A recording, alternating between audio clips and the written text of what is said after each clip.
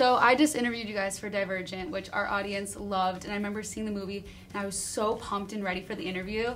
Last night made me more like, I think I might cry during this interview, so I was like, it was so good, it was incredible, but for the two movies, is there anything that they had in common that helped you play each of your roles so well? Just the fact that we got to work together.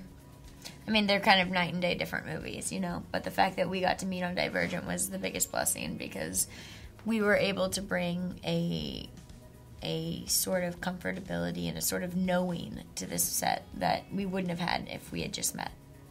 And then I literally probably got thousands of tweets to ask this question, so I feel like I'll be executed if I don't ask it, but what was the difference for you guys playing siblings versus lovers in the two different movies? I mean, they were completely different. In Divergent, you know, we were siblings, and this one we're boyfriend and girlfriend, and yeah, I mean, I guess, and we're gonna be siblings again in like 2.5 weeks when we start Insurgent, and it's the beauty of being an actor. They're so different. We're professional chameleons. Oh yeah, I couldn't kind of our job, right? It was so good. I couldn't even tell. It was like, remember, they're siblings, and I was like, nope, they're so good. I don't even know that they're the same people. And then you said last night that Hazel Grace changed your life, and that even though she's a fictional character, she kind of is your role model. How so? Hazel at age, how old is she in the book? 16 or 17? 16. I always forget. 16? She, at 16 years old, understands that life is not about us. Like, it's not about ourselves. Or, you know, we all feel like in order to feel validated in the world, we need to have a partner, or we need to have somebody to constantly validate us, or constantly tell us how wonderful we are, or whatever. Like, and that's just sort of the narcissistic mindset that we have in today's society. And Hazel understands that that's not what it takes to lead a meaningful life. To lead a meaningful life is to be humble before Acorns and to just be completely present in every moment and soak up and absorb moments, because those are the only things that are guaranteed. Humble before Acorns? Yeah, I read it in a poem once and I thought it was so beautiful. That's interesting. Like, because an acorn can grow to a tree.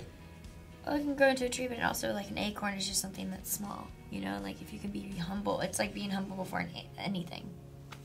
And then if there's one message that you want the audience to really get from seeing the movie, what would it be? I think the biggest message for me, and I hope that they get it, and I'm sure a lot of them have got it from the book, is that everyone is going to die at some point or another, no matter what. And due to that, time, you know, is limited no matter what. Even if you live to be 20 or you live to be 100, you're still only live for a very short amount of time. But in that short amount of time, you can find an infinity, and in that infinity, you should be so grateful and thankful and just enjoy whatever is present and whatever moments you have in front of you, and not worry about the future, because if you're only worried about the future and worried about what people are going to think and this and that, your time's going to be up before you know it. Thank you so much. It Thank was you so so good. much. You got another amazing movie. Oh, man, thank you. What faction would you choose if you were in that situation?